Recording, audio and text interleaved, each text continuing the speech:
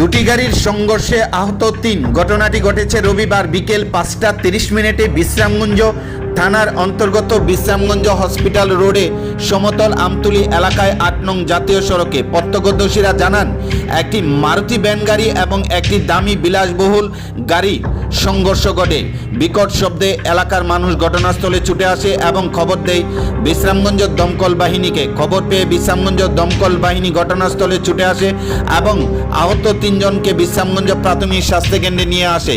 আহতরা হলো রাকেশ সরকার, বয়স ৩২, পিতার নাম শান্তিরঞ্জন সরকার, বাড়ি হাপানিয়া হাসপাতাল সংলগ্ন এলাকায়; গীতা দেবনাথ, বয়স ৬২, স্বামীর নাম হরিপদ দেবনাথ; প্রসেনজিৎ রায়, বয়স ২৫, পিতার নাম মহেন্দ্র রায়, বাড়ি হাপানিয়া হাসপাতাল সংলগ্ন এলাকায়।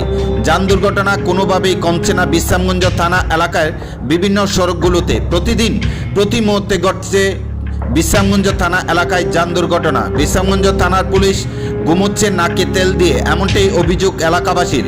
দিনের বেলা বিশ্রামগঞ্জ থানা এলাকার জাতীয় সড়কে পাত্তাও পাওয়া যায় না বিশ্রামগঞ্জ থানা পুলিশের। রাত হলেই বিশ্রামগঞ্জ থানার পুলিশ বের হয় জাতীয় সড়কে, তাও আবার মানুষের জীবন রক্ষার জন্য নয়, রাতের বেলায় পাচার গাড়ি আটকের জন্য গভীর রাত পর্যন্ত জেগে থাকে বিশ্রামগঞ্জ থানার 2 পুলিশ অফিসার। বিশ্রামগঞ্জ থানার 2 পুলিশ অফিসারের কারণে বিশ্রামগঞ্জ থানা এলাকায় দিন দিন বেড়ে চলছে যান দুর্ঘটনা, চুরি, ছিনতাই, অপহরণ, যার ফলে বিশ্রামগঞ্জ থানার উপর এবং বিশ্রামগঞ্জ থানার পুলিশ অফিসারের উপর ভীষণভাবে ক্ষুব্ধ এলাকাবাসী।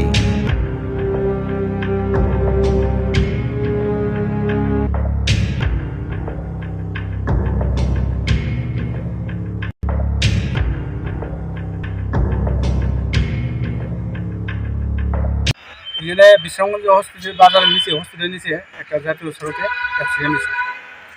কি গাড়ি? এটা মারুতি দিদা। কজন আহত হয়েছে? 3 জন আহত হয়েছে। নাম দেখি তারা? হলো রাকেশ সরকার, সুজিত, প্রসেনজিৎ রায়, এরপরে গীতা দেবনাথ। তারা কই আনছেন এখন? বিশ্রামগঞ্জ হসপিটাল। আপনারা কোন ফায়ার সার্ভিস? বিশ্রামগঞ্জ